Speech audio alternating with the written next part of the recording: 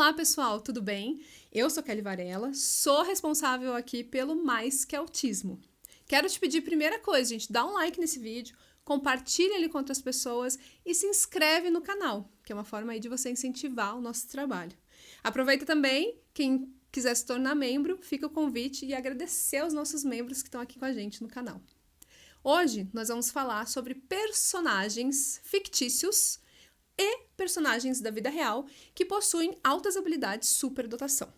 Então, para falar sobre personagens e figuras reais, a gente chamou aqui a Giovana. E aí, então, quero agradecer a Giovana por ter aceito vir conversar com a gente aqui hoje sobre algumas figuras que realmente existem na vida real, superdotadas, com altas habilidades. E também a gente vai explorar muito dois personagens em específico aqui, né, Giovana? Para explicar o que é mito, o que é verdade, que é retratado nessas obras. Então, obrigada, sim. Eu que agradeço, Kelly, pelo convite. Adoro vir aqui. E tem, pra quem ainda não viu, tem um episódio muito legal da Giovana, é um dos nossos mais assistidos. Eu acho que é o mais assistido aqui do canal. E então, confere, eu vou deixar aqui no card, vou deixar na descrição pra vocês verem lá que a gente conversou bastante sobre superdotação, explicando muito ali a questão do QI, se ele interfere, não interfere, as múltiplas inteligências. Então, vai lá pra você conferir e aí você volta aqui também pra continuar. Giovana, então a gente tava conversando ali, né? Vamos falar de personagens que tem na ficção e que retratam superdotados. Até pra gente explicar pras pessoas se aquilo é real ou o que tem de realmente... isso é altas habilidades de superdotação, isso já tá exagerando um pouquinho. Pra gente tirar também essa visão, né? Que fica, às vezes, é só aquele gênio que é superdotado pra população em geral, né? Exato. Geralmente as obras retratam dessa forma, né? Pela genialidade. E até a gente vai trazer um personagem de dupla excepcionalidade e que também vem muito... na maioria das obras que a gente vê com autistas, todos eles são muito inteligentes, né? Exatamente. Isso não necessariamente é o caso, né? A gente vai ter uma incidência menor de dupla excepcionalidade do que só de uma condição, né? Só do autismo, só da superdotação. Mas sim, a gente vai falar do Sheldon, né? Do Sheldon. Então, vamos começar assim. A gente... Das coisas que a gente vai falar hoje, a gente assistiu 2 documentários de pessoas reais aí e vamos falar de 2 séries mais em específico. E aí só uma delas é mulher, né? Então eu queria também te perguntar essa questão, assim, existe uma incidência maior de altas habilidades de superdotação em homens do que em mulheres? Não, isso não é um dado concreto que a gente tenha, né? Então, na verdade, o que a gente vê é que as mulheres têm uma habilidade maior de fazer o masking, né? Nas crianças pequenas, o que isso significa? Elas conseguem perceber muito bem esse ambiente, elas tendem a ser muito acolhedoras, inclusive, isso faz com que elas não queiram se sobressair, né? Elas ajudam muito o colega que tem dificuldade, elas sabem se destacar, mas não tanto a ponto de chamar tanta atenção. Os meninos podem ser mais disruptivos, podem ser mais ativos fisicamente, né? Que geralmente chama a atenção ali dos pais. E as mulheres, elas tendem a ir também para algumas profissões que a gente... eu estava até discutindo isso com a minha família esses tempos, né?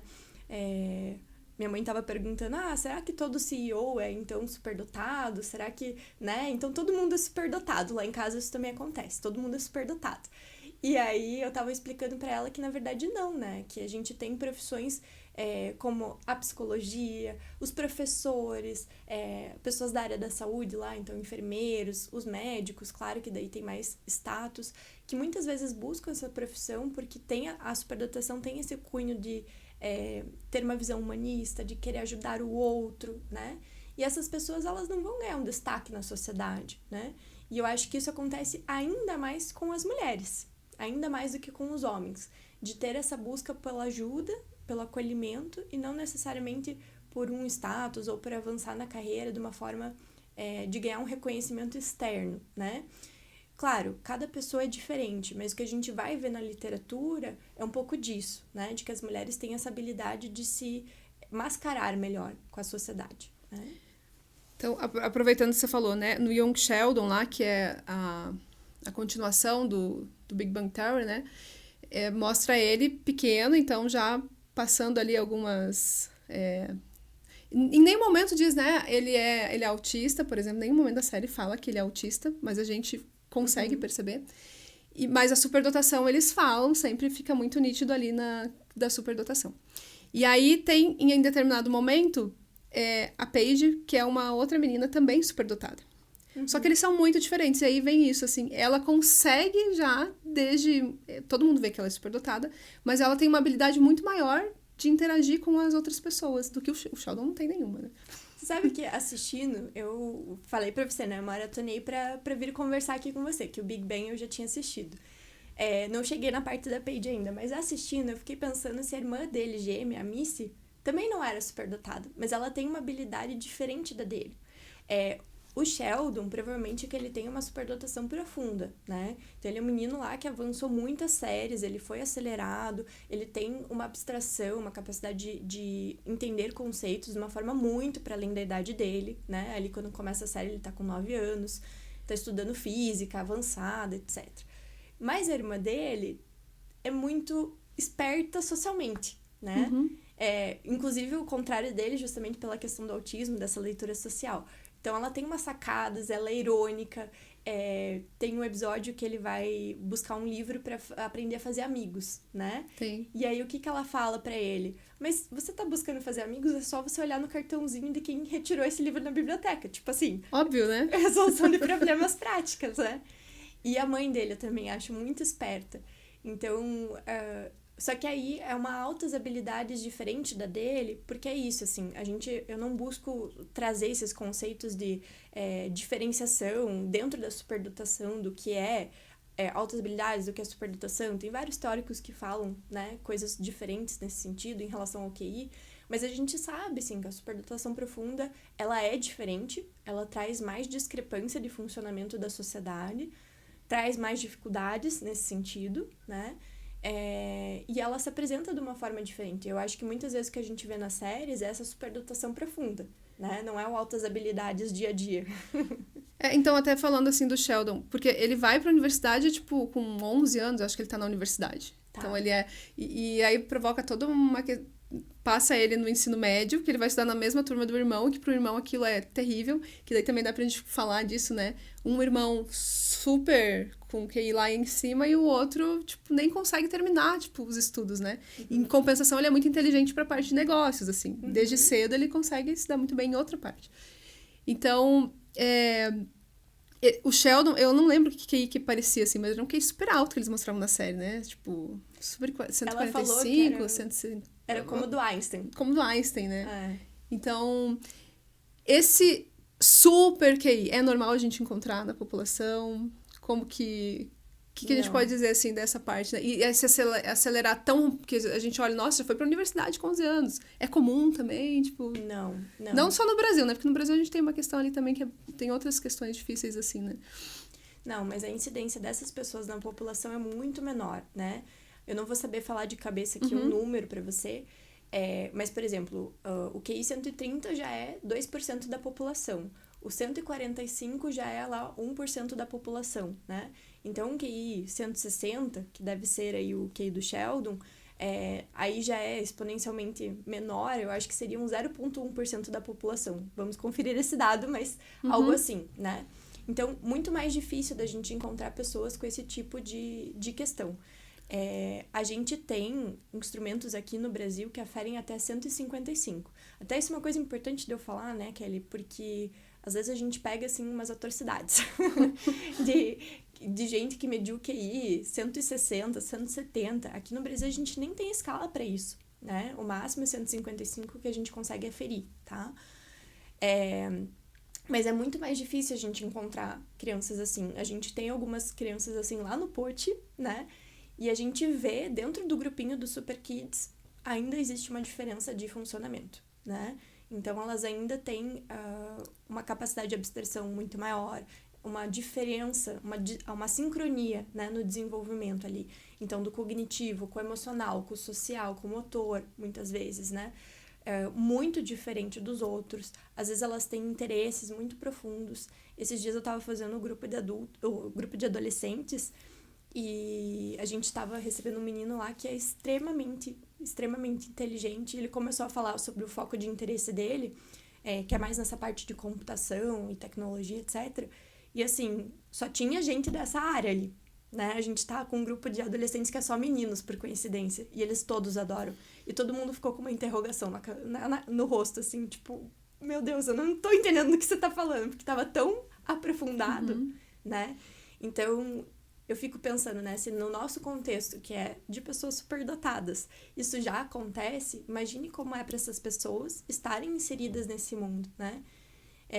O Sheldon, muitas vezes, ele não sofre por conta disso, porque ele não tem essa demanda, né? Ele não tem vontade de ter pessoas ao redor dele, ele não tem vontade de ter amigos. Nesse mesmo episódio que ele busca o livro lá, é porque a mãe tá incomodada, né?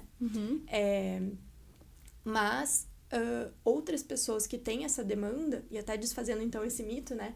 As altas habilidades, a gente vai ter também essa demanda social, esse senso de pertencimento, né? O que eu mais ouço dos adultos é essa vontade de encontrar outras pessoas que funcionem parecido. Muitas vezes isso vai ter um impacto ali na vida amorosa, né? De achar alguém compatível, de conseguir formar uma família com essa pessoa.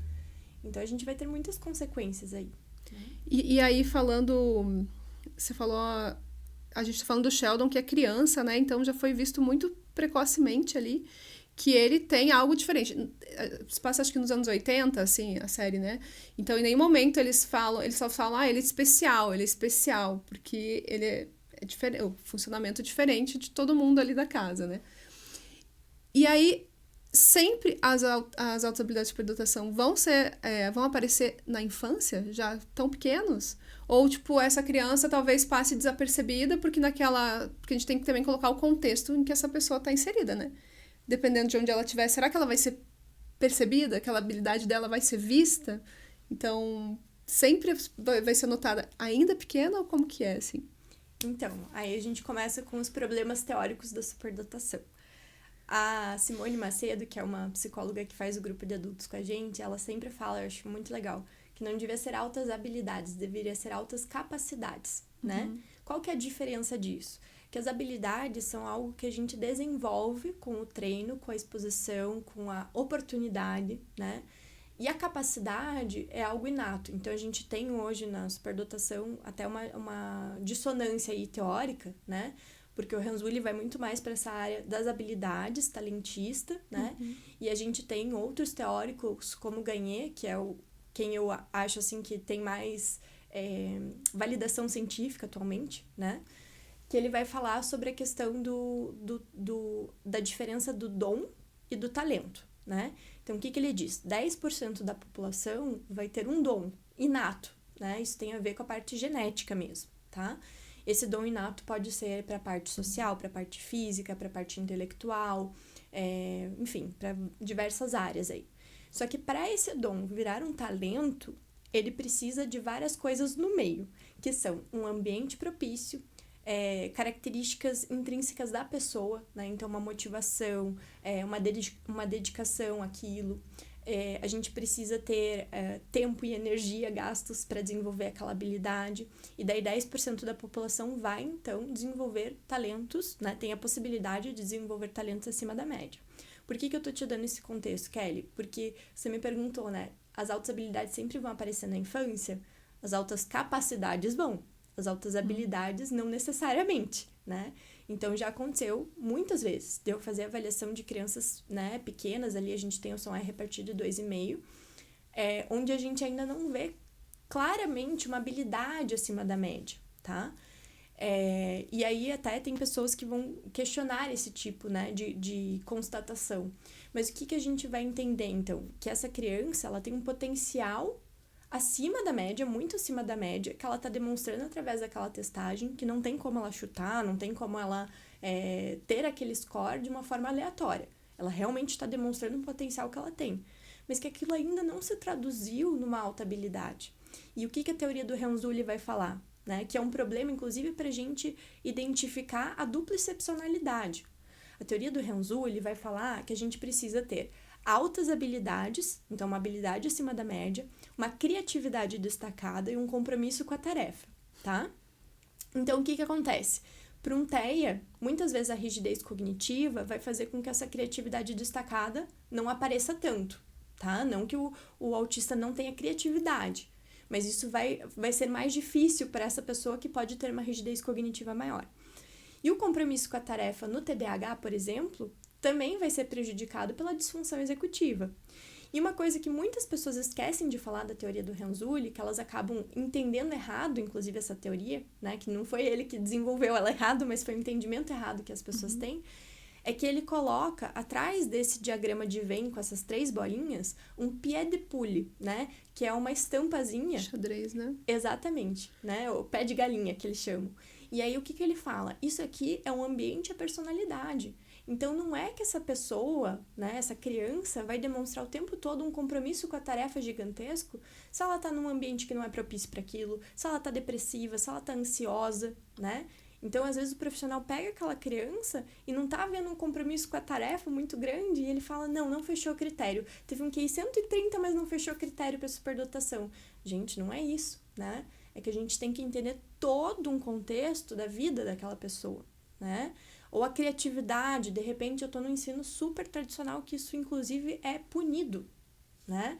Os meus pais não me deixam usar sucata, não me deixam fazer bagunça em casa, e aí, não, ele não faz muita coisa. E também temos que olhar para esse olhar que as pessoas têm sobre essa criança, né? Sobre o professor, como é que ele tá entendendo essa criança, como é que a família tá entendendo essa criança, né? No Sheldon lá mostra claramente, assim, que ele fica muito entediado quando ele tá vendo uma matéria que pra ele, tipo, é uma coisa muito já ultrapassada, né? Então mostra ele muito entediado. Mas aí quando ele vai pra universidade, por exemplo, ele fica muito empolgado, né? E aí ele consegue realmente começar a estudar coisas e aí ele se sente empolgado ali. E aí a gente traz também pra escola. A maioria das crianças passa muitas vezes desapercebida dentro da escola, né? Porque vai muito mal em uma matéria, ou acha muito entediante estar ali, e aí não é valorizado. Por exemplo, uma criança que é muito bem na parte artística. Você tem uma aula de artes durante a semana. Exato. Só, acabou. E não é que seja só o artístico nessa parte, né? Que você possa usar a sua criatividade em outras matérias também, mas não tem isso, né, Giovana? Pelo menos no Brasil, não, né? Sim. Nas escolas normais, né? Sim. Então... Eu vejo, assim, às vezes a gente faz uma orientação para a escola de como fazer essa adaptação, esse plano de ensino individualizado, que é algo que as crianças com altas habilidades têm direito, né, pela legislação, que a escola precisa colocar perante o censo, né, do MEC, que essa criança tem altas habilidades até para garantir esses direitos também, né? E muitas vezes as escolas não conseguem compreender esses tipos diferentes de abordagem à aprendizagem, né? Então, por exemplo, recentemente eu fiz uma orientação de que essa criança que é muito criativa, que faz desenhos maravilhosos, né? Que tem uma memória visual muito boa, pudesse desenhar durante a aula. Porque é assim que ela fixa a informação.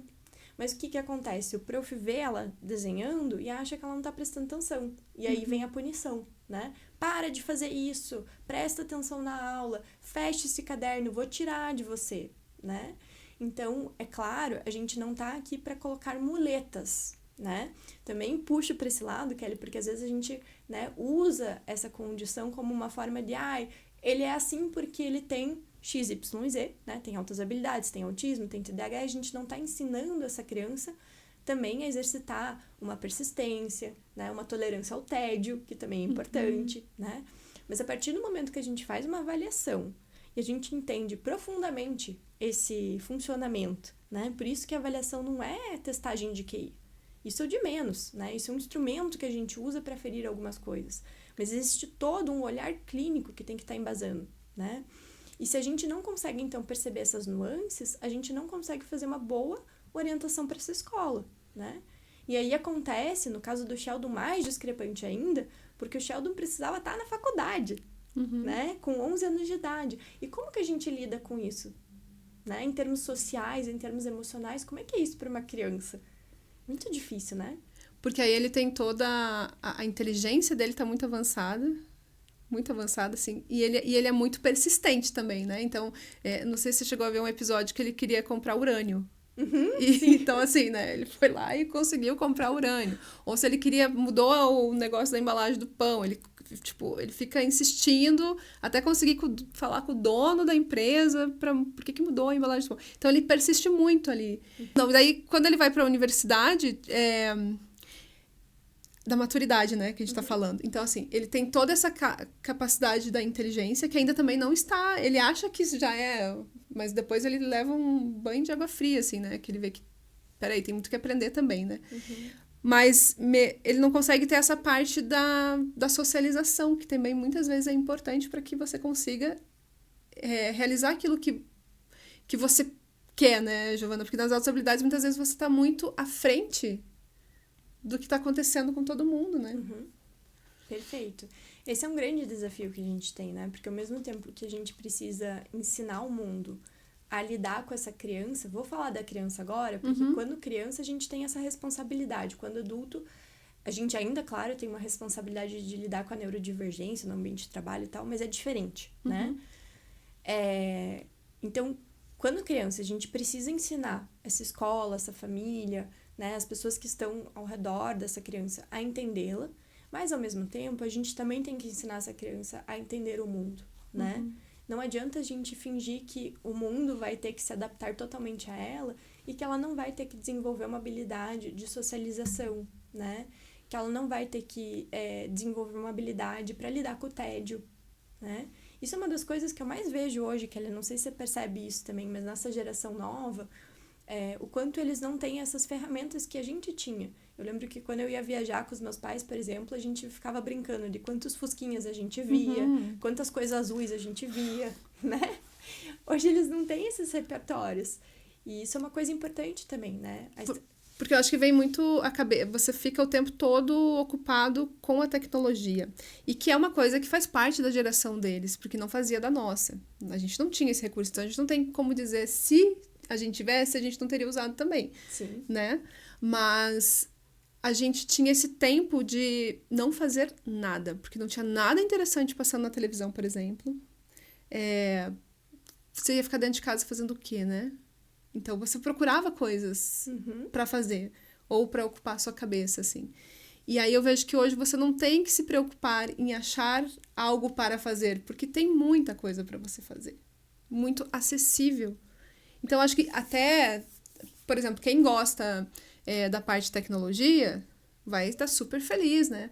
Mas muitas vezes eu penso que também esse excesso que a gente tem da tecnologia faz com que essas crianças com algumas habilidades não sejam desenvolvidas, sabe?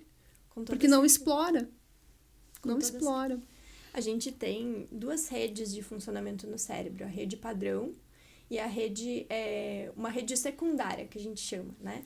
Que é a rede que fica ali no background. Então, o que acontece? A rede padrão é aquela que a gente usa para fazer um raciocínio mais consciente, né? Então, eu tô aqui conversando com você, eu tô pensando no que você tá falando, eu tô pensando no que eu vou complementar da tua fala. Então, eu estou muito ligada no que tá acontecendo, né? E existe uma rede secundária, né? Que a gente usa quando a gente tá, assim, fazendo tarefas operacionais. Então, por exemplo, às vezes a gente tá com um problema no trabalho, alguma coisa que a gente precisa resolver, e a gente tá lá lavando a louça e, de repente, dá aquele clique, né? Ou a gente tá tomando banho. E o que acontece? Essa rede, ela é importante de ser ativada no nosso cérebro também, né? E a gente não se dá o luxo, não se dá o tempo de processar as informações que aconteceram durante o dia e fazer o link dessas informações, porque constantemente a gente está sobrecarregando o nosso cérebro de informações, né? Então, quando as crianças estão assistindo um episódio no Netflix atrás do outro, quando elas estão jogando um jogo atrás do outro, elas não estão se permitindo fazer essas linkagens, rememorar o que aconteceu, fazer esse link e, a partir disso, ter criatividade e fazer conexões, né? Além de todas as coisas que isso vai infligir ali no sono da criança, e o sono é importante para a gente ter a memorização e, por conta disso, a aprendizagem, né? Então, a gente precisa, sim, que essas crianças aprendam a ter momentos de tédio, ter momentos de não fazer nada, né? E até porque, só falando mais um pouquinho ainda dessa questão da influência das telas, né? A partir do momento que eu uso muito o meu cérebro em função daquela... eu assisto tela direto, é vídeo, é jogando e tal. Ele entende que aquilo é o que eu preciso, né? Exatamente. Então eu vou jogar fora o que eu não preciso, porque... Então você deixa de fazer ali... de conseguir expandir mesmo esse cérebro para aprender coisas novas. Exatamente. Até fortalecer vias ali, por exemplo, da própria socialização, né? Então, a gente vê nessa geração nova questões de inabilidade social. A gente tem vários estudos sobre isso. Essa geração que está entrando agora no mercado de trabalho não sabendo como fazer isso, né? Mas até linkando isso que a gente está falando sobre o tédio com outra pessoa, né? Nesse caso, não personagem, mas o Avicii, né? Então, para quem não assistiu ainda, tem um documentário do Avicii no Netflix, que é muito legal, né? E ele conta sobre essa habilidade que ele desenvolveu musical, né? Então, o que acontece? O Avicii, ele era um menino que tinha questões de autoestima desde sempre, né? Se sentia diferente, isolado, e de repente ele fez um amigo que apresentou ele para um programa no computador para fazer música. E o Avicii, até tanto tempo ali de carreira, ele não sabia nem tocar um instrumento. Então, isso também é um fato legal, porque quando a gente fala ali de uma habilidade musical, né? A gente está falando, então, não só de aprender a tocar um instrumento, não só de saber cantar, mas de saber, de ter esse ouvido, né? De saber linkar e fazer harmonia, enfim, né? E ele aprendeu a fazer isso num programa de computador. E virou um DJ super renomado e conseguiu trazer um estilo totalmente diferente do que existia na época, né? Com uma forma totalmente criativa. Por quê? Porque ele ficava no quarto dele, usando a tecnologia, mas brincando com aquilo por horas, né? E eu acho que às vezes é isso que falta.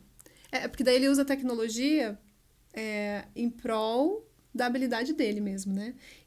Porque quando a gente fala aqui que também não dá para demonizar, né? Dizer que não é útil, que não é importante. Não é isso. É o excesso e também ver para que você está direcionando ali o uso, a qualidade. Então, se eu fico ali só nos vídeos rapidinhos ali de 1 minuto, né?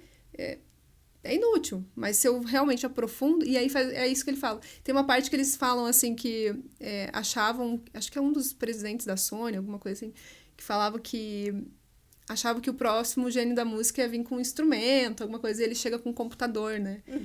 Então, tipo...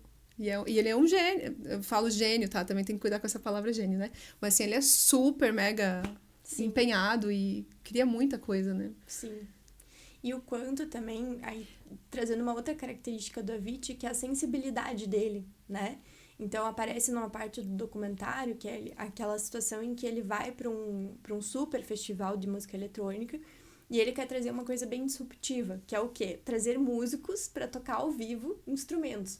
Algo que não ia acontecer num festival de música eletrônica. E ele é vaiado.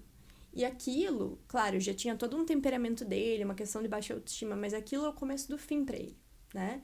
Porque ele entende que mesmo nesse mundo da música ele não é pertencente, que as pessoas não entendem, né, a qualidade da música dele. Então, mesmo depois tendo esse reconhecimento, a própria música que ele lançou lá no festival depois, né, foi super reconhecida, aquilo fez com que ele se sentisse, assim, um peixe fora d'água, né? E aí é legal que dá pra linkar com todos eles, eu acho, Giovana. Porque em um momento ele fala assim, né, que ele não... Ele era muito... As falas dele eram muito estranhas, não se conectavam com a mesma fala dos amigos, dos colegas da idade. E aí ele começou a falar o que as pessoas queriam ouvir, na adolescência ali. E aí ele falou que viu que deu certo, porque aí começou a se enturmar. E aí mostra muito claramente na série da Mente Brilhante, que tem a Morgan, que é também um QI de 160, ela tem lá, mas ela tem o filho, que também é super dotado. E aí mostra esse filho querendo também se encaixar. E ele não é, todos os amiguinhos são convidados pra festinha de aniversário, e ele não é. Porque ele só fala coisas que não tem a ver com o que as outras crianças estão falando. Quando o Sheldon vai procurar amigos, é porque a família tá preocupada que ele tem que ter amigos. Então tem tudo isso. Eu assisti também do Michael Jordan, que tem um momento que ele fala assim, né, que o que ele queria fazer? Ele queria só ficar em casa, assistindo filme, lendo, descansando pra treinar. Então, assim, pra ele também essa parte social era muito difícil. Então, é tudo em comum, essa parte social é muito, né? Pois é, mas por outro lado, a própria Morgan, né, dessa série da Mente Brilhante, essa era uma das grandes habilidades dela, né? Ela tem essa habilidade, assim, de fazer essa leitura social, dela vai se encaixando. Ela é disruptiva da forma como ela faz isso, ela incomoda um pouco os personagens da série, né? Mas ela sabe, ela tem um jeitinho. O filho dela não, o filho dela já tem essa dificuldade social, né? Será que é por ser menino também tem essa questão que a gente falou lá no começo? Não necessariamente, né? Realmente são habilidades que a gente vê sendo desenvolvidas. Então, a parte social é uma habilidade, né? E tem pessoas que desenvolvem ela com muita habilidade, né? Então, a gente tem pessoas aí, por exemplo, eu sempre cito o Barack Obama, né? Que durante a presidência dele fez vários acordos que não tinham sido feitos antes por uma questão da diplomacia, da habilidade dele diplomática, né? Aqui no Brasil também a gente tem vários políticos que a gente pode enquadrar aí numa categoria de carisma, né? E várias pessoas, né? Celebridades da TV, enfim, que têm essa capacidade de se colocar de uma forma muito social, né? E no nosso no nosso dia a dia, assim, a gente pode pensar quem são as pessoas que são os líderes naturais, né? Não necessariamente eles buscam isso. Isso é uma coisa que acaba acontecendo, porque a pessoa tem essa habilidade de fazer com que todos façam algo em prol de um objetivo em comum, né? Ou que ela consegue conciliar os interesses de todo mundo na brincadeira, né? Se for uma criança. Então, a Morgan, ela tem essa habilidade, né? Os outros personagens não tanto. E aí, você falou, né? Essa parte da liderança e de conseguir unir as pessoas para fazerem algo que ela quer e tal. É uma habilidade, seria uma inteligência a parte da liderança. Mas aí, se essa pessoa não tem lá o QI 130, mas ela tem essa parte muito, tipo, ela também vai ser considerada... Sim, isso é um desafio pra gente mensurar, né? Porque não existe um instrumento para isso, né? Uhum. Mas dentro da legislação brasileira, a gente entende que existem tipos diferentes de altas habilidades, né? E uma delas é a parte social, a capacidade de liderança. Então, isso está previsto na nossa legislação. Só que como que você afere isso? Como que você comprova? Como que você embasa isso num laudo, né? Então, vai muito dessa percepção, que isso eu concordo com a teoria do Gardner, né? Que ele fala que a inteligência é um potencial biopsicossocial que é validado, né, pelo nosso meio. O que acontece é que ele fala que isso são tipos diferentes de inteligência. Na verdade, são tipos diferentes de habilidade que vêm de uma inteligência geral ali. Enfim. Quando você falou da irmã do Sheldon, não sei se chegou num episódio que a universidade paga os pais para estudarem o Sheldon. E aí, só que eles querem estudar, como eles são gêmeos, então eles querem estudar os dois, para ver a questão da inteligência nos dois. E aí, o Sheldon vai muito bem academicamente, mas ele vai muito mal na parte emocional. E aí, a Missy não. A Missy, ela vai muitíssimo bem na parte emocional. Que ela consegue realmente notar as coisas no ambiente. Ela consegue ver que tal pessoa está interessada na aplicadora. E daí ela começa a dar umas dicas para a aplicadora nem tinha se notado que alguém estava... E aí, ela começa a falar, olha, se você se vestir dessa forma, se você fizer isso... Então, ele vai notar você. E aí, a aplicadora começa a fazer aquilo e dá certo. Então, assim... E ela tem a mesma idade do Sheldon ali. E é uma capacidade enorme, realmente, de prestar atenção em tudo. E aí, a gente fala, né? Manipular. Não é manipular, né? Mas, tipo... Conduzir as pessoas que estão à volta dela, né? Perfeito. E sabe que isso é uma coisa que os adultos falam, né? Eles chegam meio culpados, assim... Giovana, eu vou te contar uma coisa que eu nunca falo pra ninguém, mas vou te falar... Eu acho que eu tenho uma habilidade para manipular as pessoas.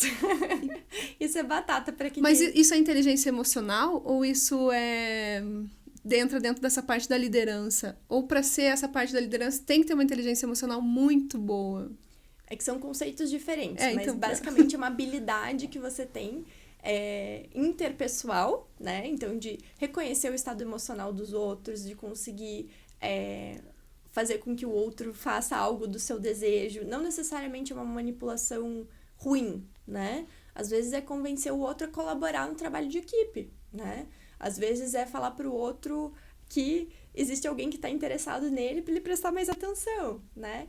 Então, são pequenas coisinhas ali que às vezes vão contribuir, inclusive, para que esse ambiente se torne mais saudável, melhor, né? Mas o conceito de inteligência emocional, daí ele já vai abarcar outras coisas, dessa percepção interna, né? Da capacidade de autorregulação, enfim. que aí, pra mostrar também que... Acho que a família do Sheldon é bem legal pra gente pensar isso mesmo, assim, né? Ele é muito acadêmico, ela é essa parte de... social, né? E o irmão, que ele se acha burro o tempo todo, né? E todo mundo acha que ele é burro, assim. Mas até tem uma série que é spin-off do spin-off, né? Que é sobre ele. E aí mostra como ele tem uma capacidade muito grande mesmo pra parte de vendas, pra parte de negócios, né? Que eu nem sei se ele... Não é que ele seja superdotado, mas ele tem uma outra capacidade também. Uma inteligência prática. Prática, né? Pra outra coisa, assim. Exato. Eu vejo muito nos casos que eu pego no consultório, que é muito legal. Às vezes vem a criança pra fazer avaliação. Aí a gente vai vendo a genealogia daquilo, né? Então, os pais começam a contar dos avós, que às vezes nem tiveram uma educação formal, né? Nem fizeram, sei lá, até a 3ª série, mas abriram empresas, né? Tiveram sucesso. Às vezes, eu ouço falar, assim, de pais que nem alfabetizados eram, né? Mas que eram pessoas extremamente inteligentes nessa coisa prática da vida, né? E que conseguiram fazer seus filhos, então, se educarem, etc., tiveram acesso a essa educação mais formalizada. Mas será que se essa pessoa, né, que não é alfabetizada, tivesse tido acesso a tudo isso, será que ela também não teria tido um destaque, possibilidades diferentes de vida, né? Então, a gente também tem que entender que existe todo um contexto. Provavelmente o que acontece com o irmão do Sheldon é que a escola não está abarcando as habilidades dele, né?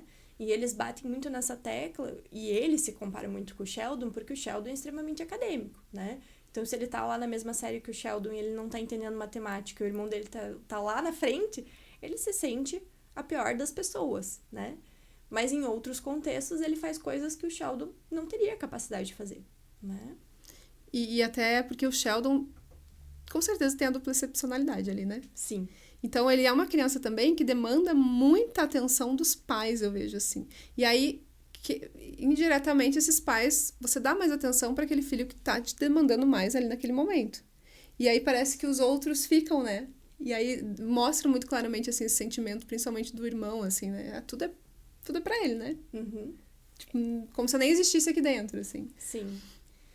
Isso é uma dificuldade que a gente tem, é uma orientação que a gente faz para as famílias também, em 2 situações, sabe, Kelly? Primeira situação, às vezes tem um irmão que não se destaca daquela forma tradicional e às vezes a gente não percebe as altas habilidades que essa criança tem, porque não é igual ao do irmão originário ali que foi fazer a avaliação, né? Então a gente tem um primeiro momento e, numa segunda hipótese, uma criança que está numa família com outras crianças que não têm altas habilidades, né?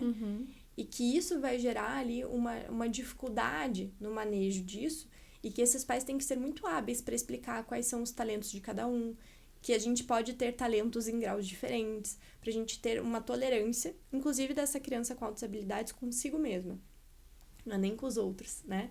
Eles tendem a ser muito perfeccionistas, muito exigentes com eles mesmos, né? Essa outra criança, né, que no caso não tem altas habilidades, vai se comparar negativamente, muitas vezes. Então, a gente saber manejar isso de uma forma que seja saudável para todo mundo que tá ali. E é desafiador, né? Você falou de perfeccionismo, né? E aí, no Avit mostra isso, do perfeccionismo, ele buscando sempre esse perfeccionismo. No Michael Jordan também, né? Ele Sim. treina. E a questão também no Sheldon, que ele tem uma prova lá que ele tira, acho que 9. E ele não aceita tirar 9, ele quer refazer aquela prova, porque ele quer ser perfeito ali, né? Isso é muito, muito comum, né? Inclusive essa coisa da nota. O 9,5, o 9,8 é algo que traz, assim, um sentimento para eles de que eles não concluíram da forma como eles deveriam concluir, né? E isso é importante da gente agir desde a infância como uma forma preventiva, inclusive para transtornos de humor, né? Por uma depressão, por uma ansiedade. Então, a gente age de uma forma preventiva para que isso não venha virar um quadro, né? Mas o Michael Jordan, que é desse documentário The Last Dance, né? É muito legal porque mostra que, na verdade, de início, quem era muito bom no basquete não era ele. Era o irmão, Era né? o irmão. E aí ele vai e ele treina até ele se tornar bom naquilo, porque ele quer superar esse irmão, né? E ele quer superar pra chamar a atenção do pai, né? Que ele quer a atenção desse pai. E achei bem legal, assim, que mostra que ele não passou pro teste pra equipe da escola.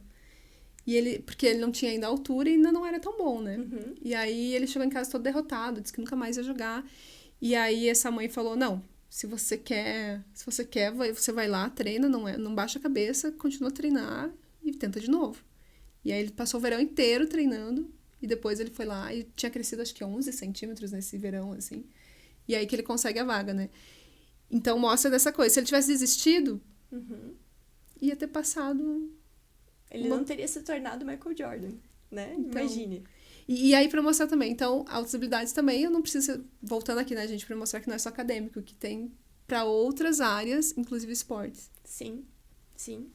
E o próprio documentário vai mostrar as características da superdotação do Michael Jordan, né? Uma das coisas que mais me chamou a atenção foi a intensidade dele.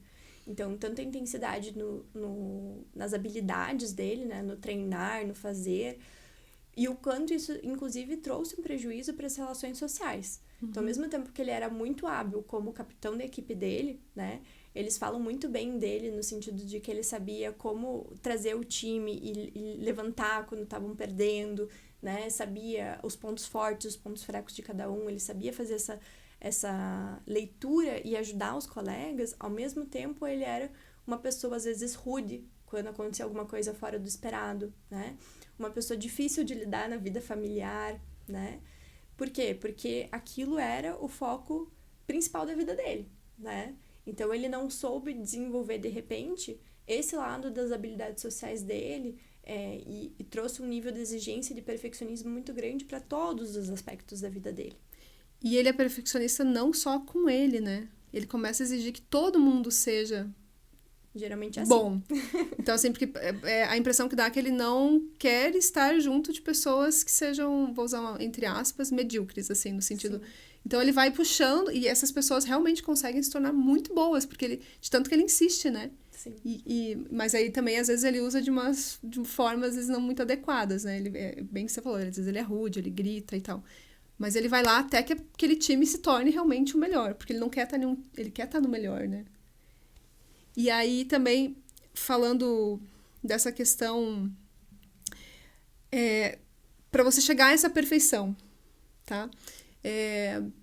O Avicii tem uma coisa que mostra lá, que aí para ele conseguir se soltar, porque ele tinha muita dificuldade nessa parte de estar nos lugares, né? Então ele começa a beber, né?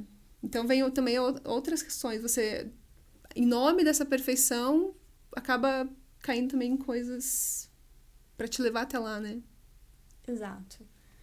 Isso também é algo que a gente vai ver bastante nos adultos, que é uma busca pelo que a gente chama de protetor de alto alívio, né? De formas de a gente não entrar em contato com o que é aversivo pra gente, né?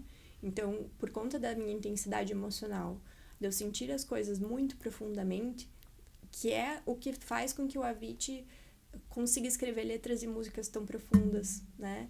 Que ele traga temáticas de uma forma diferente do que a maioria dos músicos estava trazendo, né? Isso também faz com que ele sofra muito com o sofrimento dele, né? Que esse sofrimento seja num grau diferente. E aí ele vai buscando estratégias para lidar com isso, né? Já o Michael Jordan lida com isso de uma forma mais workaholic, né?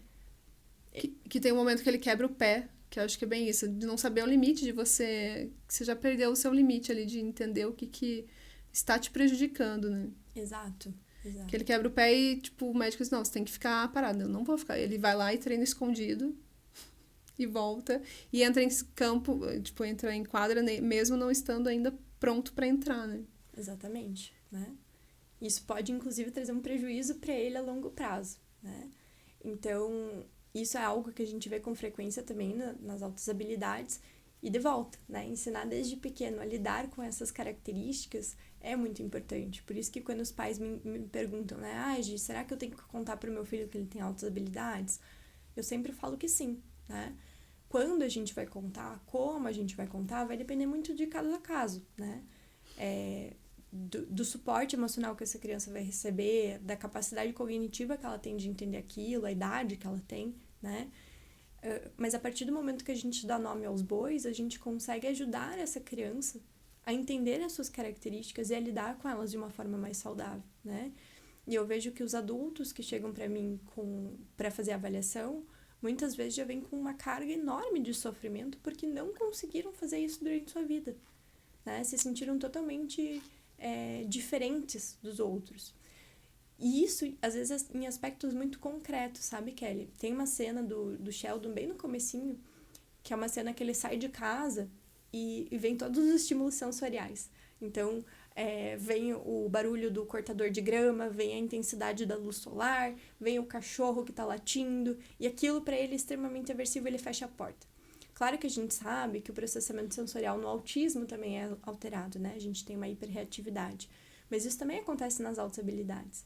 E muitas vezes, eu tô falando uma coisa que pode parecer, né, tão pequena, mas essa criança cresceu ouvindo que ela era fresca, que ela era chata, né? Que, meu Deus do céu, não consegue botar o pé na areia. Meu Deus do céu, tá reclamando do uniforme. Todas as crianças da escola usam uniforme, por que você não usa, né? Então, o quanto de repercussão isso tem também na autoestima dessa criança? Porque ela também não sabe explicar o que tá acontecendo com ela e por que incomoda. E muitas vezes a família não sabe que essa criança tem uma condição ali e daí nunca vai entender o que tá acontecendo. Porque daí essa família não sabe que tem a condição, então não vai estudar um transtorno sensorial. Então nunca vai entender que a meia com aquela linha incomoda demais. Exatamente. Que faz a criança se desregular, ou que o sol durante o caminho e para a escola incomoda, o enjoo do carro e tudo, né? Exatamente. E outra coisa também, que a gente falou ali da bebida do Avicii, né? No Sheldon, quando aparece a Paige, que é essa outra menina superdotada, que daí o Sheldon, primeira vez que ele vê que existe outra pessoa superdotada e não só ele, né? Ela já tem muitas questões também que ela quer aprovação, assim. Então, ela também cai para esse lado de buscar bebida. Então, em algum momento da adolescência dela, ela começa a beber. E para mostrar assim, essa busca de ser aceito e também essa busca de ser perfeito, né? Tem muito essa questão do perfeccionismo e quanto isso causa prejuízos. Que aí vem as comorbidades, né, Giovana? Com certeza. Por isso que é legal, assim, a gente tá vendo um movimento agora das escolas, Kelly, de terem um atendimento diferenciado para as crianças com altas habilidades, que já era uma garantia, né, pela legislação, mas agora a gente tá vendo sala de recurso para elas. Então, assim, esse senso de pertencimento tá começando a acontecer já desde a escola, né? E o que eu vejo com os meus pacientinhos é que muitas vezes eles têm amigos que, embora não identificados, muito provavelmente têm altas habilidades. Eles buscam, né?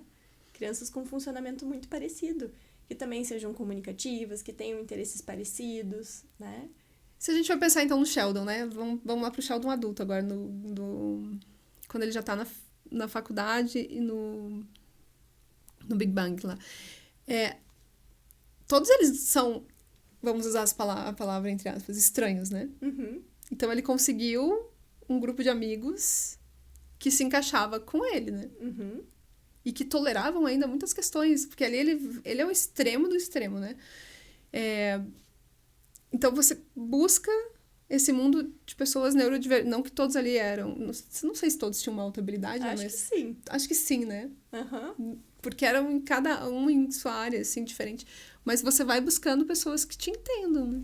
Exatamente, né? E mesmo dentro disso, como você pontuou, o Sheldon ainda era o ponto fora da curva. Primeiro porque ele era o único autista, né? Ele era o único que tinha essas questões do autismo propriamente dito. Então, ele era muito literal, ele não tinha muito papas na língua para falar o que ele queria, ele era muito rígido, né? Então, ele tinha lá o lugar no sofá que era dele, não podia ser de mais ninguém, né? Mas sim, ele buscou ter amizades com pessoas que faziam sentido para ele. Essas pessoas também buscaram ele porque viam que ele agregava ali naquele grupo, que fazia sentido estar com ele, né? E quando chega a namorada, né? Que eu também acho ela super, super, super inteligente. Mas ela tem um pouco mais... Ela tem inteligência, essa parte emocional e sociável melhor que a dele, né? Sim. E por isso que consegue, tipo, conciliar ali que ele vai quebrando muitas questões, né? Com o tempo também. A gente vê assim. E aí, a gente vem pra Morgan, tá... Giovana, porque ela parece que de tudo que a gente tá falando aqui é fora da curva, né? Que ela é muito diferente dos demais, assim. Nessa parte sociável, ela não me parece que ela use nada, assim, tipo... não vai para dependência química de nada. Parece que é mais bem resolvida socialmente, mas tá mais ferrada na vida, no sentido de tipo, tá ferrada de grana, nunca conseguiu se dar bem em nada. Tanto que ela começa a série limpando lá, e daí no acaso, porque ela modifica lá o quadro e descobrem ela. Então, superdotado, ele sempre vai se dar bem na vida? Não.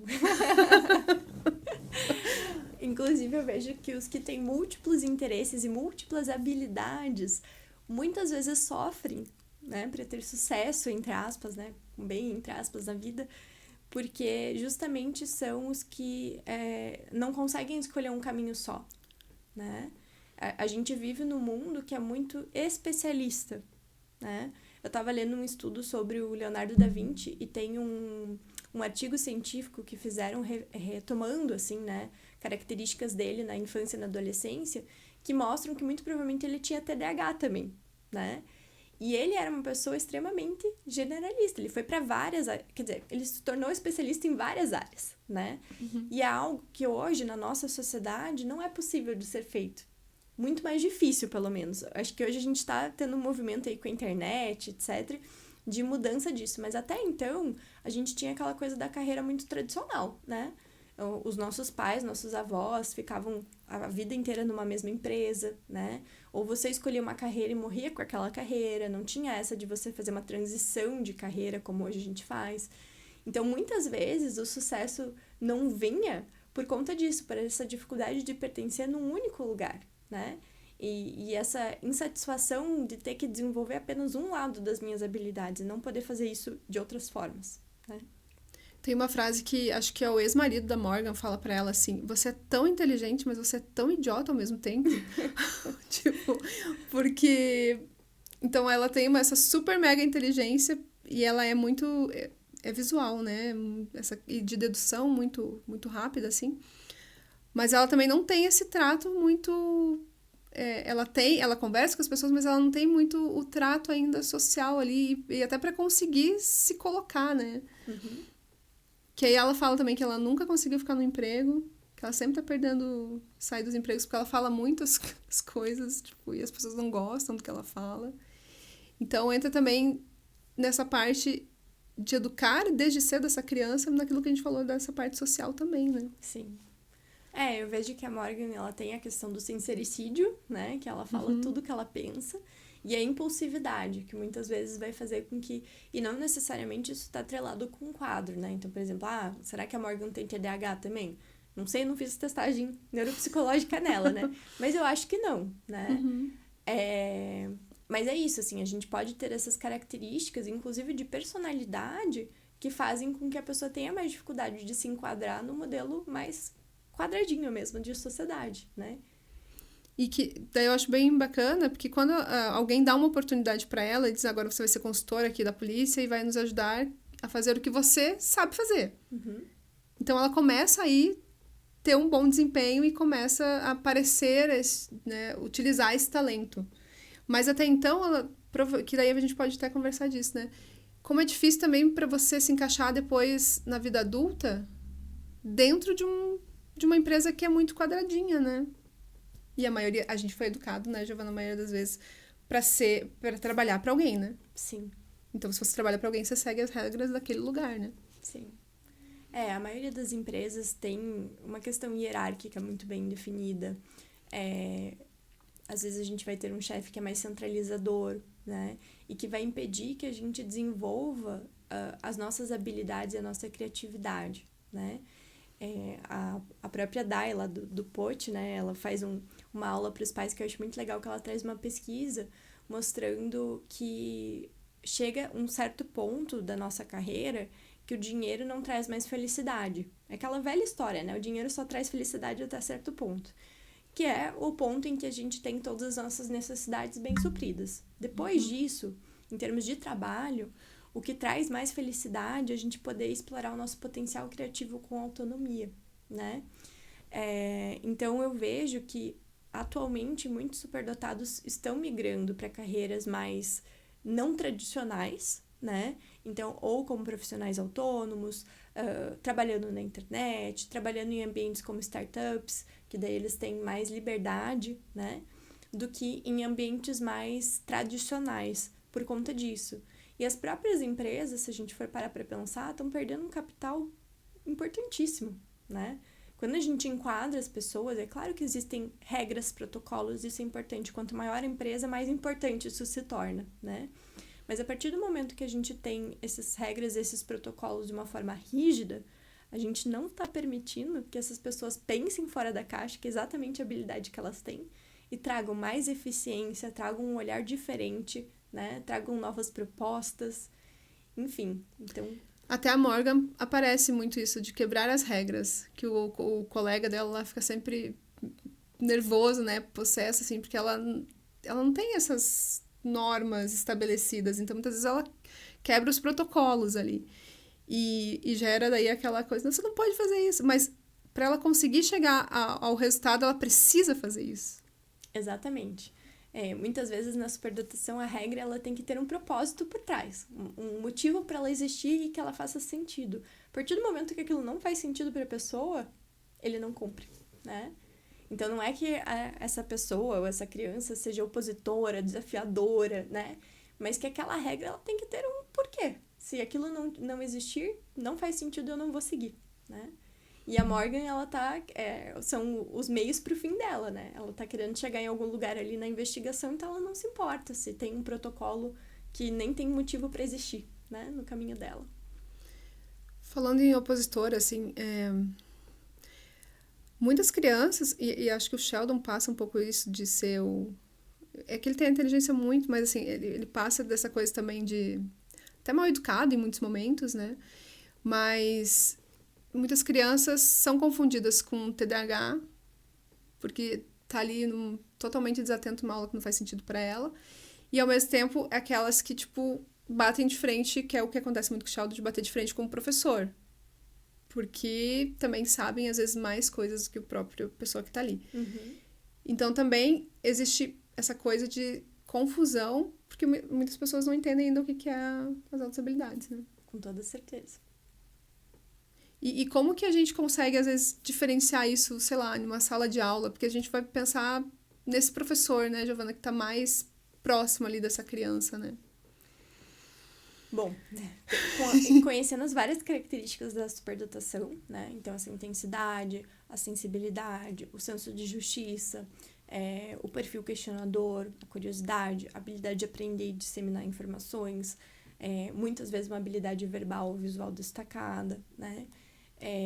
Enfim, então a gente vai entender essas características e a gente vai observar se esse pacotinho tá fechando com alguma característica das altas habilidades. Para isso, a gente tem escalas do MEC super disponíveis aí na internet, que os professores podem buscar, né?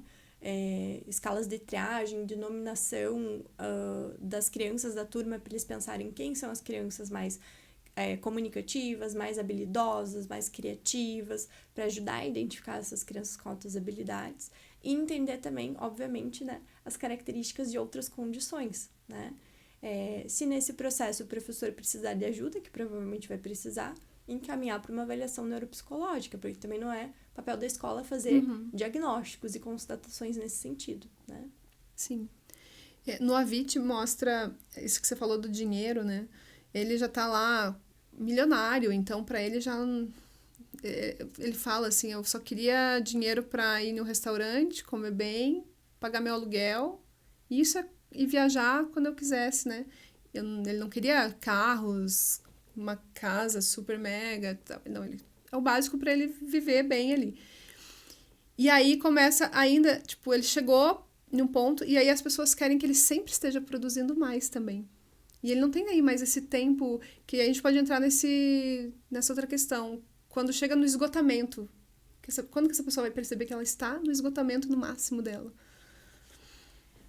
Eu acho que ele mostra muito bem, na verdade, né? Porque ele perdeu o senso de propósito. A música era algo que era prazeroso para ele, começou como um hobby, né? Virou uma forma de expressão dos sentimentos dele. E aí, quando eles tentaram comercializar aquilo de uma forma muito forte, né? Aquilo perdeu a importância para ele. E aí ele entrou numa crise de identidade. Então, acho que isso é um ótimo sinal, né? Que ele está no esgotamento. Às vezes, as pessoas vão entrar no esgotamento pela pressão externa e, às vezes, pela pressão interna, né? Então, eu vejo também muitos pacientes que têm essa questão de quererem ajudar tanto com a sua causa, né? Seja ela qual for. Então, um médico que quer se dedicar muito ao estudo de uma doença específica, né? Um engenheiro que quer fazer com que seus projetos sejam cada vez mais eficientes, mais revolucionários, mais voltados ali para a parte ambientalista, né? Que eles entram nessa sobrecarga por uma dificuldade de dosar o que é importante para eles e o que não é, né? Então, no caso do Avicii, eu acho que foi muito mais da pressão externa que ele começou a não se reconhecer. Ele mesmo fala, né, que existia um personagem, o Avicii não era ele era o Tim, né? O Avicii virou esse personagem que ele encenava ali para dar conta do recado.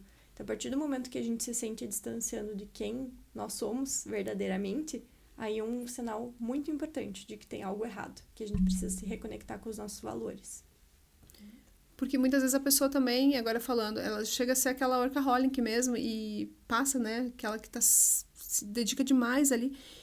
E muitas vezes não é nem o externo, é ela mesma que está se cobrando, mas não sabe quando parar, né, Giovana? Também tem muitos que às vezes se a família não tá ali, ele mesmo acho que sofre uma intervenção porque todo mundo diz, não, agora a gente vai intervir aqui porque você está precisando de ajuda. Então, chega um momento que não sabe quando eu tenho que prestar atenção em mim mesma, assim. Exato. Eu falo, né, eu tenho uma teoria das bolinhas do burnout, não sei se você já ouviu falando sobre isso. Eu já passei várias vezes por burnout e foi essa teoria que me ajudou a entender, né, o meu funcionamento e entender isso e explicar isso para outras pessoas. Que eu vejo que é a questão da própria superdotação mesmo, né? Então, o que acontece? A gente tem ali uma segunda bolinha, não vou nem começar pela primeira, que é o nosso funcionamento ideal. Então, o que é o funcionamento ideal? Eu tô fazendo coisas que me estimulam, eu tô aprendendo, eu tô sentindo que eu tô avançando na minha vida, né? Isso é super legal. Ali, né, não é à toa que a bolinha ideal é onde a gente quer viver. Aí a gente vai para uma segunda bolinha, que é a bolinha da sobrecarga. Porque quando eu tô na bolinha do ideal, eu começo a pegar mais projetos, eu quero participar de mais coisas, eu quero aprender mais coisas, eu quero, né, ter novos hobbies, e aí eu vou pra sobrecarga. Quando a pessoa tem uma dificuldade de entender que ela está na sobrecarga, né, e que ela identificar mesmo esse lugar na vida dela, ela começa a ir, então, para a bolinha do burnout, né? Porque ela começa a dizer sim para muitos projetos, ela tem que cumprir com eles, ela já fez matrícula em vários cursos que ela quer fazer e ela vai ter que terminar os cursos, né? E aí o que acontece? Indo da bolinha pro burnout, a gente vai para aquela primeira bolinha que eu não falei antes, que é a bolinha do tédio, porque a gente tem que ter um esvaziamento na nossa vida total, né, para cuidar de nós. E muitas vezes a tratativa mesmo do burnout das empresas e dos psiquiatras é isso. Vou dar uma licença para essa pessoa para ela ficar um tempo sem trabalhar, né? O que eu não concordo, eu não acho que seja essa... Claro, precisa, em alguns casos, que já está no esgotamento total, mas isso não é um tratamento para o burnout, né? E aí a gente vai para essa bolinha do tédio, que é terrível para uma pessoa com altas habilidades, né? E ela começa a, então, buscar outros projetos e começar a trabalhar de volta e fazer as coisas que ela quer. E trabalho não é só trabalho formal, né? Às vezes são os 1001 hobbies que a pessoa tem. E ela volta para a bolinha do ideal. E aí ela continua pegando coisas, ela vai para sobrecarga, vai para o burnout e volta para o tédio, né?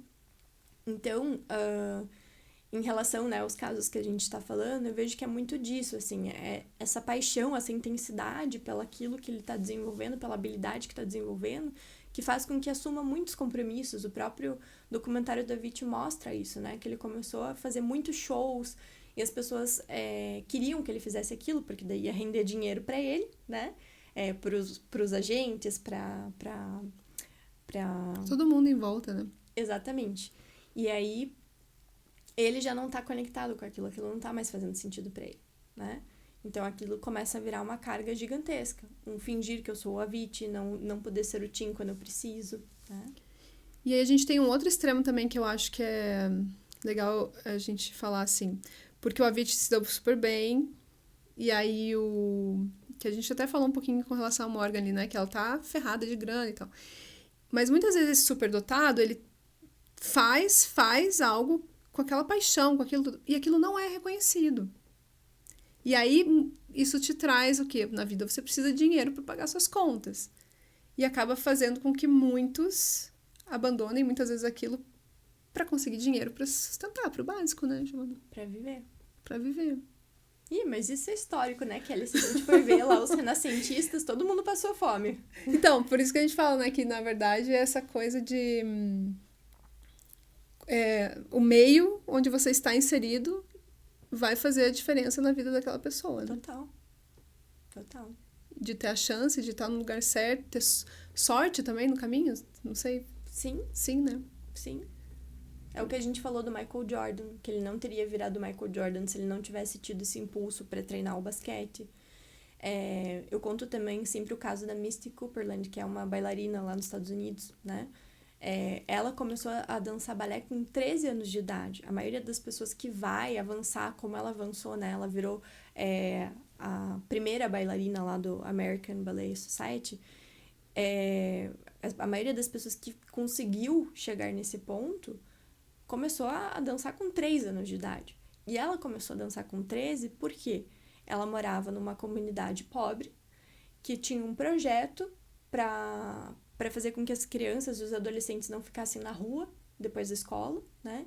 E aí tinha uma prof lá de balé que se interessou por ela, começou a dar aula para ela, viu que ela tinha um talento gigantesco, e assim ela foi crescendo e virou a primeira bailarina, né, da American Society Ballet. Então, isso é uma coisa assim que de tantas bailarinas que fizeram o teste para entrar na sociedade, depois de tantas que fizeram o teste para entrar no corpo de balé, e ela foi a primeira, né? A porcentagem de pessoas que passou por isso é ínfima, né? Então, era uma habilidade muito grande, mas veja como foi uma sorte, entre aspas. Porque senão ela poderia ter virado qualquer outra coisa, né? Inclusive, dentro do meio ali dela, ter virado uma atendente no mercado, ter virado uma faxineira, né? Algo nesse sentido que era o mais comum para as pessoas que estavam ali ao redor dela. Isso não ia fazer com que ela não tivesse altas habilidades. Só quer dizer que ela não conseguiu achar um lugar para expor aquilo, expressar.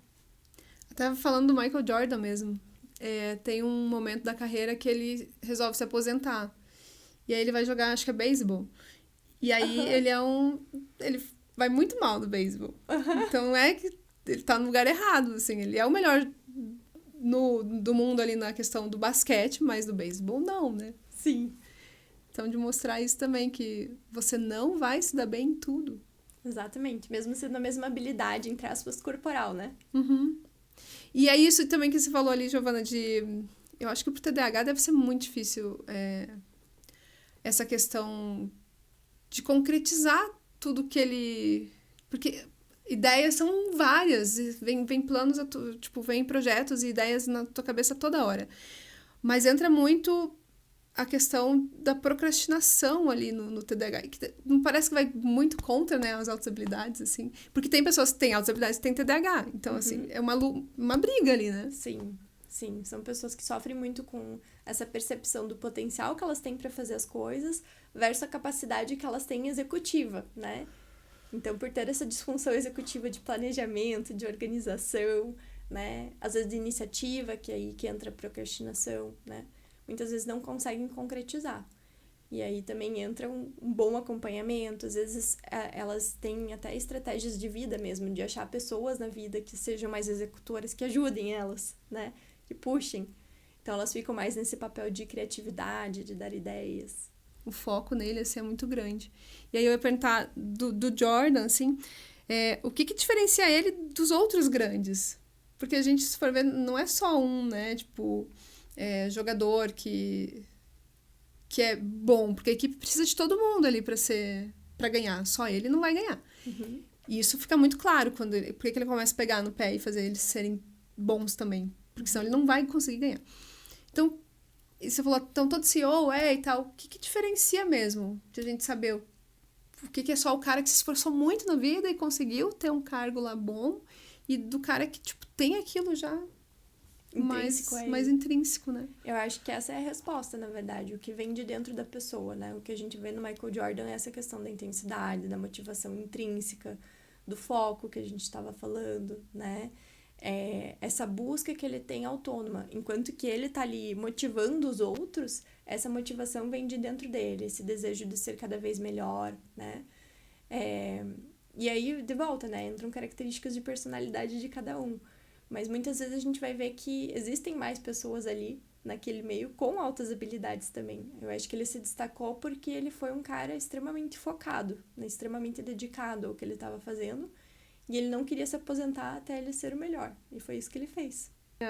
Tanto Sheldon quanto uma advogada extraordinária lá. Eu não assisti esse. É bem bonitinho. Só que daí ele é coreano, então tem uma outra... É diferente do que a gente tá acostumado a ver, né? Do americano e tal, assim. Ela é autista nível 1, também é muito inteligente, assim. Então, ela tem a questão visual, desde pequena, muito... Ela aprendeu a ler sozinha, muito cedo. Ela sabe decor todo o código penal, assim. Todas as leis ela sabe decor, ela sabe... Então, essa questão, assim. Mas tanto ela, eu vejo no Sheldon também. E talvez se a gente for pensar no Avit também, assim, né? Que ele acaba indo fazendo muito o que as outras pessoas querem que ele faça naquele momento. De como também tem a questão da ingenuidade, muitas vezes. E como aí você acaba sendo manipulado, né? O seu dom ali vai sendo usado, mas de uma forma meio manipulada também, eu percebo, sabe? E eu acho que essa característica vem justamente desse foco em... tem uma autora, né, que é a Mary Elaine Jacobson, que ela fala sobre uma visão humanista, né, e uma missão assumida que o superdotado muitas vezes tem. Então, a visão humanista, claramente, né, a gente perceber que a gente tem um impacto, né, ao redor do mundo e que as nossas escolhas vão afetar a comunidade onde a gente vive, enfim. Então, o superdotado, ele tem muito isso, né, de buscar ser o melhor ali dentro por conta dos outros. E a missão assumida de, às vezes, focar tanto nisso que eu não consigo perceber até o que os outros estão tirando de mim nisso, né? Então, o Avit, ele ama tanto a música que, claro, ele não é ingênuo a ponto de não saber que o agente dele tá tirando uma grana com ele, né? Mas ele se deixa levar por aquilo porque ele tá facilitando que o Avit tenha contato com outros músicos, que ele possa expandir a música dele, enfim. E aí chega num ponto que ele percebe que a coisa saiu do prumo, né? Do que ele gostaria. Então eu vejo que muitas vezes é isso, assim, esse foco tão intenso no trabalho, né? Naquela habilidade que ele quer desenvolver, faz com que a pessoa não perceba, às vezes, outras situações que estão acontecendo ali ao redor, né? Que as pessoas estão se utilizando daquela habilidade de uma forma manipulatória, né? Porque, né, como eu não tenho muito essa questão, em muitos casos, a questão social é deficitária ali, principalmente se a gente pegar, se a pessoa for autista, né, que eu não percebo mesmo que muitas vezes as minhas ideias até estão... às vezes a gente discuta, assim, né, que as ideias estão sendo roubadas, ou que... Porque você para aquilo te dá muito prazer trazer aquilo. Exato. E às vezes é mal utilizado, né? Exato. Quando não cai na mão certa, assim. Ô, Giovana, e tem uma questão assim, né? Dentro do autismo, a gente sempre fala que se você conhece um autista, você não conhece o autismo num todo. Porque cada um vai ter suas particularidades. A gente pode jogar isso também para as altas habilidades de superdotação? Com toda certeza. É um perfil muito heterogêneo. Muito. Acho que até essa é a dificuldade que a gente tem de ter uma classificação, digamos assim, do que são as altas habilidades oficial, né? Então, a gente tem várias definições, mas a gente não tem uma classificação oficial. Né? Eu fui essa semana, acho que umas 2 semanas eu fui no neurologista, ele falou, olha, eu tenho certeza que em breve a gente vai acabar tendo as altas habilidades também dentro do DSM, porque as pessoas acham que ela só te traz coisas boas, mas a pessoa superdotada precisa de também... precisa de apoio, né? De ajuda. Que influi ali de fazer terapias, de ter esse... Se ela precisa fazer terapia é porque algum prejuízo ela tá tendo. Claro. Nesse sentido, né? Sim. No sentido emocional e tal. Então, ele fala que ele acredita, né? Mas e aí tem outras pessoas também que falam isso, que em algum momento a gente tem que olhar com mais carinho ainda, né? para essa questão, assim, de como eu consigo ajudar o superdotado se ele não tem um CID, daí o plano de saúde não te ressarce, sabe? Tipo, uma coisa ampla ali.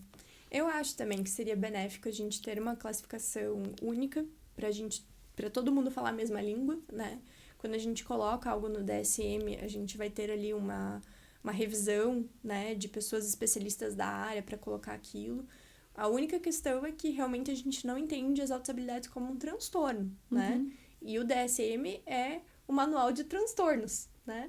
Então, essa é a única questão pela qual eu acho que ele ainda não está no DSM.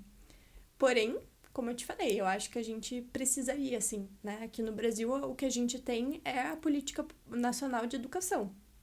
Essa é a referência que a gente usa para falar de altas habilidades. Então, veja, não é nem da área da saúde, né? Então, realmente não vai contemplar todas essas necessidades de saúde mental, de alterações sensoriais que acontecem, né? Então, eu acho que seria bem benéfico, sim. Na questão de saúde, muitas vezes a pessoa que tem transtornos sensoriais, e que daí entra muito na questão das altas habilidades, ela não vai perceber, por exemplo, que ela está doente, no sentido, estou sentindo uma dor, porque a intensidade, muitas vezes, para aquela pessoa vai ser diferente. Nas altas habilidades também tem isso você percebe que as pessoas adoecem e não percebem que estão adoecendo, porque de não perceber mesmo, às vezes do que está sentindo de verdade nesse corpo, ou de não conseguir se desligar das coisas que elas estão muito focadas. Sim. Isso tem a ver com uma sensação da interocepção, né? Então, a gente acha que a gente só tem 5 sentidos lá, né? Olfativo, gustativo, etc. Mas, na verdade, a gente tem 8, né? E um deles é a interocepção, que é a nossa capacidade de percepção de estados internos. Isso faz com que as pessoas com altas habilidades, muitas vezes, tenham uma hiporreatividade, né? Então, essa coisa de não sentir, ou uma hiperreatividade, né? Então, por exemplo, tem mulheres que me falam, eu sei exatamente o dia que eu estou ovulando, né? Eu consigo detectar quando eu vou ficar doente muito antes do médico perceber que aquilo é possível. E daí eu volto 2 dias depois e eu tava realmente com aquilo, né? Então, começa também a duvidar desse corpo, né? Ou a gente tem essa percepção, como você falou, uma pouca percepção do que está acontecendo por dentro, né? Isso faz com que eles não percebam o cansaço, a vontade de se alimentar, às vezes até a vontade de ir no banheiro, né? Então fica trabalhando lá o dia inteiro, a criança fica brincando sem parar, quando vê, tá super apurada, precisa ir no banheiro, né? Então tudo isso tem a ver com a interocepção. Isso também vai afetar essa sensação que a gente tem da doença, né? De perceber o estado interno do corpo. Então, acho que a gente resumiu bem, assim, esses 4 personagens fictícios e da vida real aí que a gente trouxe. Mas, se a gente for ficar... A gente consegue fazer horas e horas só em cima de cada um deles. A gente falou muito pegando pontos específicos, né, Giovana, de cada um, assim. Então, quero te agradecer por ter vindo conversar com a gente e pedir para você deixar, assim, uma mensagem pro pessoal que tá aí, que tá se descobrindo como superdotado, ou que tá procurando ajuda nesse caminho aí. Não, eu acho que é isso, Kelly. Eu acho que é buscar informação de qualidade, né? Tomar cuidado. Às vezes na internet a gente vai ver coisas muito absurdas, muito extremistas, né? Então, buscar pela qualidade da informação científica, né? E buscar esse senso de pertencimento. Existem várias formas de buscar isso. Existem grupos, né? Sejam eles presenciais, sejam grupos de WhatsApp, onde a gente vai trocar com outras pessoas, né? Existe a Mensa, né? Que é aqui no Brasil, internacional, enfim, que é uma comunidade de pessoas para altas habilidades. Então, que você busque esse senso de pertencimento, que você consiga se compreender, né? E dentro disso tem várias dicas de literatura que eu posso deixar com vocês para colocar aqui na descrição do vídeo, para as pessoas acessarem, né? Então, acho que seria isso. Obrigada, Giovana. E quero pedir para vocês que estavam em casa, que estão aí assistindo a gente, onde quer que esteja, né, na verdade, para deixar aqui comentários sobre o Sheldon, para quem já assistiu aí as séries envolvendo o Sheldon, características que vocês também percebem nele, que vocês ficaram aí com vontade de conversar mais a respeito. Deixem nomes de outras séries que falam sobre o assunto, que abordam aí a neurodiversidade como um todo, altas habilidades, superdotação, TDAH, para que a gente também possa aí assistir e vir comentar com vocês. Então, quero agradecer, pedir para você dar um like, para você se inscrever no canal, e semana que vem a gente está de volta. Obrigada!